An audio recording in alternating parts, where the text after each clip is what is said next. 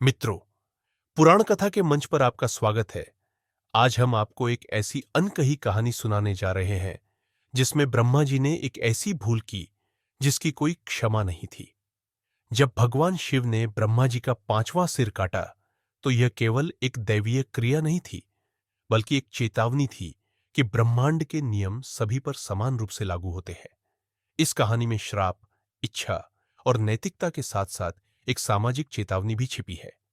आइए इस कथा को विस्तार से समझते हैं। शिव जी ने ब्रह्मा का सिर काटा, एक रहस्यमयी और रोचक कथा।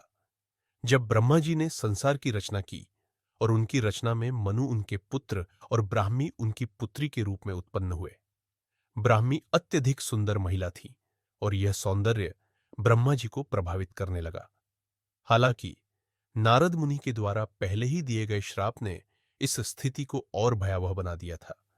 लेकिन श्राप तो श्राप ही होता है और इसका कोई बंधन नहीं होता।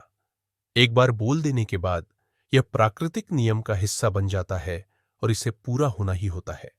एक तीर की तरह अटल और करीब आता हुआ।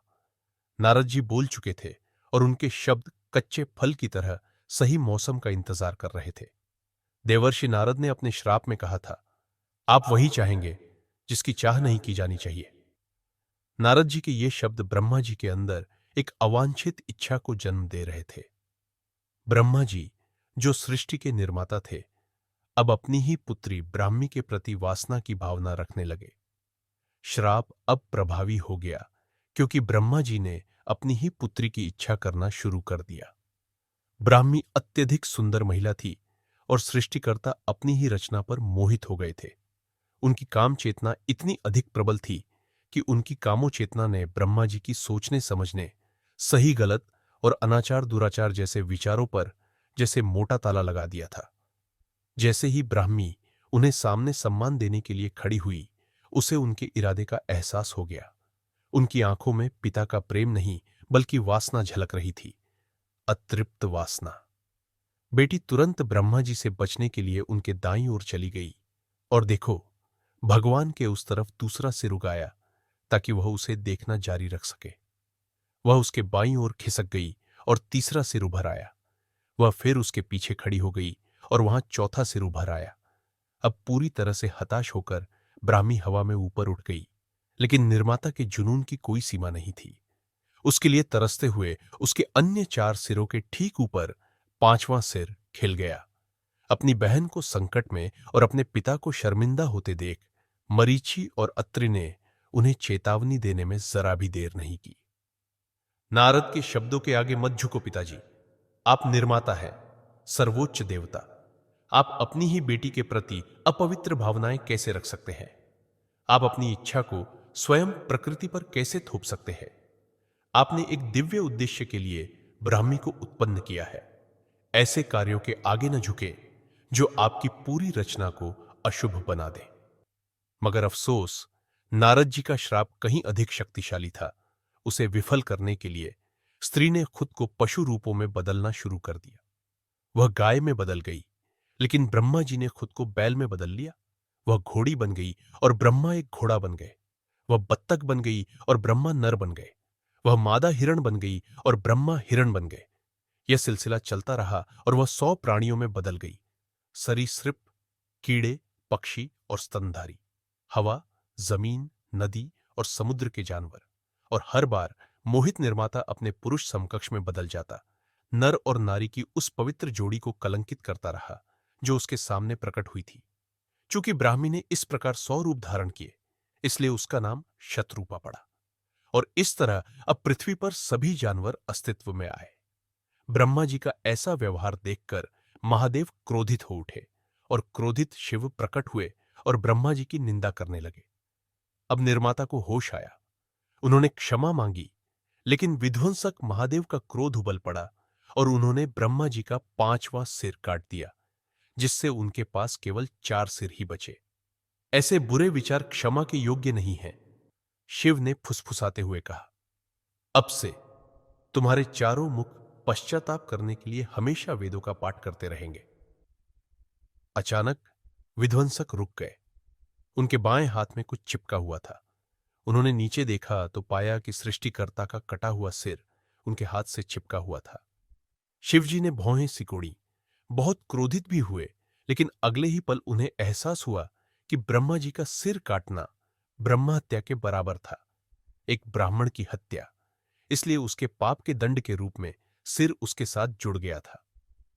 लेकिन महादेव ने जो किया वह उचित था। शतरूपा ने तर्क दिया, उन्हें दंड क्यों दिया जाना चाहिए? कर्म हमेशा अपने संदर्भ से स्वतंत्र प्रतिक्रिया को जन्म देता है। अत्रि ने समझाया, हमारे पिता ने अभिशाप के प्रभाव में होने के कारण वासना की और फिर भी उन्होंने इसकी कीमत चुकाई। इसी तरह महादेव को भी अपने कर्म का परिणाम भुगतना पड़ता है, चाहे वह कितना भी वैध क्यों न हो। ब्रह्मांड के नियम सभी पर समान रूप से लागू होते हैं। ब्रह्मा का सिर अपने हाथ में लिए विध्वंसक महादेव अब पूरे ब्रह्मांड में घूमने लगे, लेकिन कोई उपाय नहीं मिला। सिर अटका रहा। जल्द ही उसका मांस सड़ने लगा और गिरने लगा, केवल हड्डियां रह गई। जब शिव अपने हाथ में खोपड़ी लेकर इस तरह घूमते रहे तो उनका नाम कपाली पड़ा। समय बीतता गया और महादेव ने धरती पर पैर रखा। अचानक एक चमत्कार हुआ। एक स्थान पर खोपड़ी उनके हाथ से अलग हो गई और जमीन पर गिर गई। भगवान शुद्ध हो गए थे। उन्हें एहसास हुआ कि यहां की भूमि मोक्ष प्रदान करती है। यहां आने वाला कोई भी व्यक्ति सभी पापों से मुक्त हो जाता है। यह स्थान काशी या वाराणसी बन गया। कुछ ही समय बाद मनु ने शतरूपा को चिंतनशील मुद्रा में पाया। उसे धीरे से गले लगाते हुए उसने उसका सिर अपने हृदय पर रख लिया। मुझे डर है, मानव जाति की मां ने उत्तर दिया। मुझे अब स्त्री जाति को जन्म देने में डर लगता है। यदि कोई पिता अपनी ही बेटी को खतरे में डाल सकता है तो उन्हें कौन सुरक्षित रखेगा? यदि सभी उन्हें घायल कर दें तो उन्हें कौन ठीक करेगा? मनु चुप रहा, लेकिन वह कांप उठी। मुझे अब डर लगता है।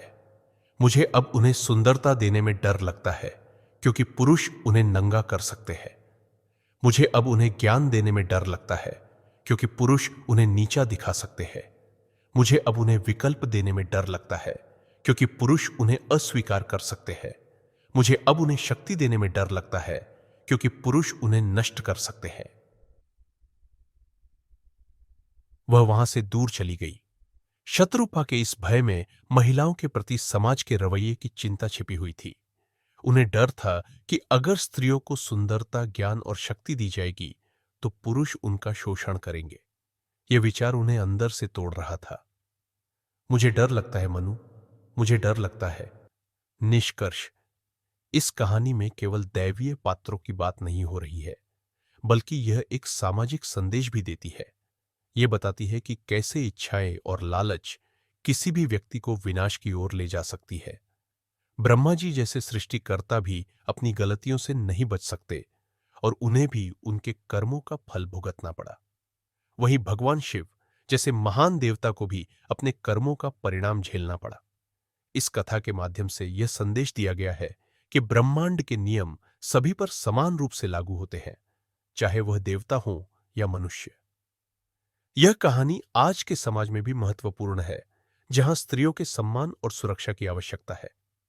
शतरूपा का भय समाज के उन कड़वे सच्चों को उजागर करता है जिन्हें सुधारने की आवश्यकता है। मित्रों, आशा करते हैं इस कथा ने आपकी जिज्ञासा को और बढ़ाया होगा।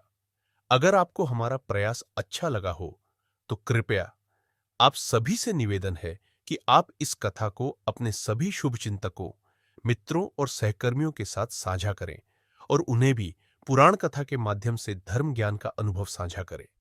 और साथ ही हमारे प्रयास पर अपना अंगूठा दिखाते हुए हमारे चैनल पुराण कथा को सब्सक्राइब करें। इस कथा से अंत तक जुड़े रहने के लिए आप सभी का बहुत बहुत धन्यवाद। महादेव आप सभी को सदैव प्रसन्न रखे और सदा आप पर अपना आशीर्वाद बनाए रखे।